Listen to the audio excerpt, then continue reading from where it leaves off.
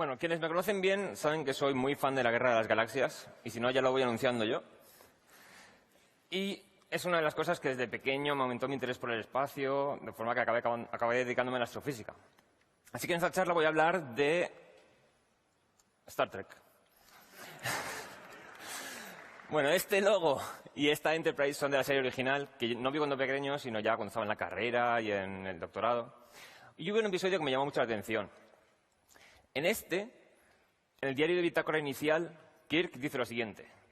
Pasaremos junto a Murasaki 312, una formación de tipo cuásar, vaga, indefinida, una oportunidad única para la investigación científica.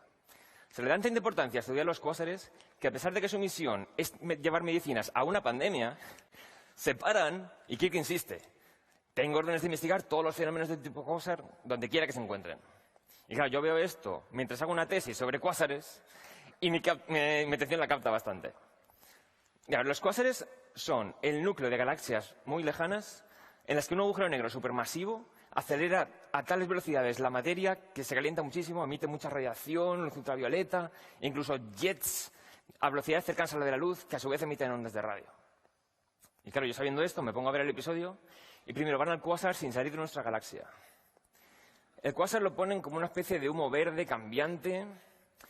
Y para explorarlo mandan una lanzadera que por la radiación se estropea, se ve atraída hacia el centro y caen en un planeta habitable donde se estrellan, hay que estar buscándolos, mientras les ataca una especie de simios enormes con lanzas. Así que bueno, yo voy viendo el episodio y parece que hay una ligera decepción por mi parte, pero lo vi algo fascinado. Porque este episodio se escribió y se filmó en 1966. O sea, la palabra cuásar se creó en 1964, 2 años antes. El primer cuásar se descubrió en el 60. Esto era una cosa muy puntera en el momento. Hablamos de una época en que no se habían descubierto todavía los púlsares. Y la expresión agujero negro la tenemos por escrito en el 64, pero no se popularizó hasta el 67, porque eran algo tan teórico todavía que no se sabía si existían realmente o no. O sea, el primer candidato a agujero negro se descubrió en el 71, ya en nuestra galaxia. Así que nos ponemos en contexto, y en el año 60 ya se conocía emisiones de ondas de radio en el centro de nuestra galaxia, de galaxias cercanas, pero había toda una serie de fuentes que no se conocía realmente una correspondencia en óptico. Y esto es importante porque en astronomía somos muy de sacar los colores a las cosas. Porque cada elemento químico tiene un patrón de colores característico que emite, y entonces comparándolo con el espectro del objeto astronómico, podemos ver de qué está hecho. Así que para afinar más la resolución en radio, se combinaron las señales de varias radioantenas a una distancia entre sí, y se vio que una de las fuentes provenía de una especie de estrella azul. Le sacaron el espectro y vieron unas líneas espectrales que no correspondían con ningún elemento conocido en la Tierra. Parecía estar hecho de un tipo de materia totalmente nuevo. Bueno, ya en el 62 se intentó ver de dónde venía otra fuente de radio distinta con un método más preciso aún, utilizando un radiotelescopio gigante en Australia y nuestra propia Luna. Porque resulta que la Luna iba a pasar por delante de este objeto y cuando se apagase y volviese a aparecer, tendríamos con mucha precisión la posición correcta. Esto se ha movido un poco. Bueno, aquí no se ve muy bien, pero una de las componentes venía de una estrella de tipo azul y la otra de una cosilla que les digo por un lado. En una imagen del Hubble moderna vemos que una venía de una estrella así y otra es el jet que decía antes que iba muy rápido. Entonces, si tenemos una serie de fuentes que provenían de objetos que tenían apariencia estelar, las llamaron fuentes cuasiestelares y de ahí viene la palabra cuásar. Y bueno, aquí se sacó el espectro y sí que se identificaron líneas, sobre todo el hidrógeno, que tiene un patrón en óptico muy característico. Pero no estaban las líneas donde esperaban. Estaban desplazadas hacia el rojo un 15,8%. Esto les dio la idea. A ver si es que en el anterior sí que había elementos conocidos, pero no estaban en el momento, o sea, en el punto del espectro que esperábamos. La buscaron teniéndose en cuenta y vieron que sí que estaban, pero desplazadas hacia el rojo un 36,7%.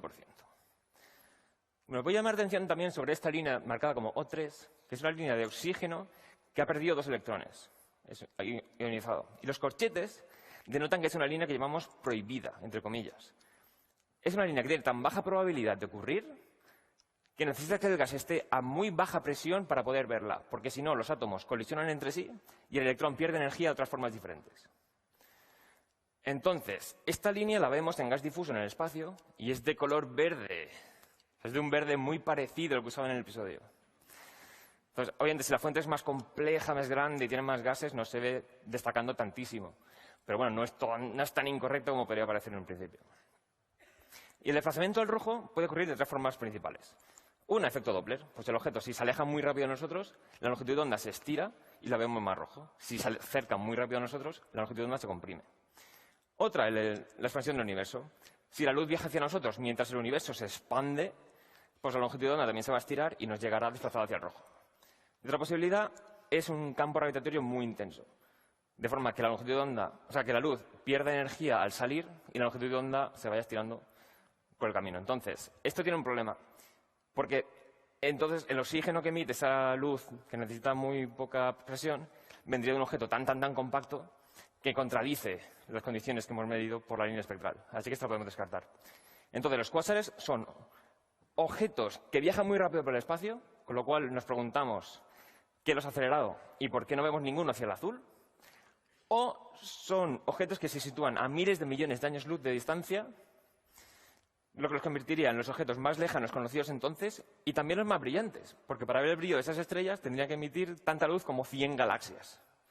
Eso tiene otro problema, porque estas estrellas se veía como su luz iba cambiando a escalas de un año, meses o en algunos casos incluso menos. Y para que un objeto varíe de forma coordinada a la vez, o sea, todo el objeto, las distintas partes tienen que comunicar el cambio entre sí. Y la velocidad máxima es la de la luz, así que si varía en escalas de un año, tiene que ser menos de un año luz.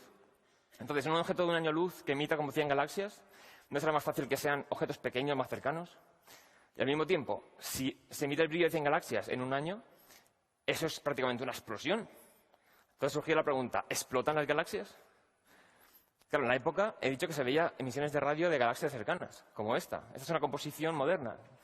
En la época se veía así, el radio mapeado por gráficas y la foto visible pues ahí pequeñita. Estas ya costaban de explicar en su momento. También había otras galaxias que veían que parecían estar emitiendo gran cantidad de materia por los laterales. Entonces parecía que sí que había explosiones en el centro de las galaxias. Pero claro, sin conocer los agujeros negros, para explicarlos decían, a lo mejor son explosiones de antimateria, o a lo mejor hay gran cantidad de supernovas en el centro explotando a la vez, o superestrellas que cuando colapsan emiten gran cantidad de energía. Pero bueno, el consenso científico era que los cuásares serían versiones extremas de estas galaxias que ya de por sí costaba de explicar. Pero había voces discordantes. Pero claro, si tenemos galaxias cercanas explotando, ¿no podría ser que una de ellas, o incluso la nuestra en el pasado, hubiera tenido una de estas explosiones y sea lo que ha acelerado estos objetos a grandes velocidades? Entonces, así estaba un poco el debate cuando se hizo el episodio. De esta forma, claro, para su época hay cosas que se hace bien. Aparte del color verde, la prioridad en la proyección de los cuásares está clarísima. No se sabía en este año todavía lo que eran. Era muy prioritario en nuestra física. Luego, la radiación del cuásar es lo principal en el episodio. Es lo que causa todos los problemas, las dificultades para buscarlos, etc. Hay un momento que dicen que afecta a 4 sistemas solares. En otro momento dan la longitud de onda y resulta que corresponde a la ultravioleta, que es la luz azul desplazada hacia el rojo. Digo, al revés, que la vemos como luz azul porque está desplazada hacia el rojo. Luego, se ve otra distancia hacia el centro, que bueno, si es un agujero negro ocurriría, pero ahí lo achacan a campos electromagnéticos. Y el planeta al que caen dicen que tiene una atmósfera bastante tenue, que podría ocurrir si está al lado de un cuásar y toda la radiación le está pegando, perdería parte de su atmósfera.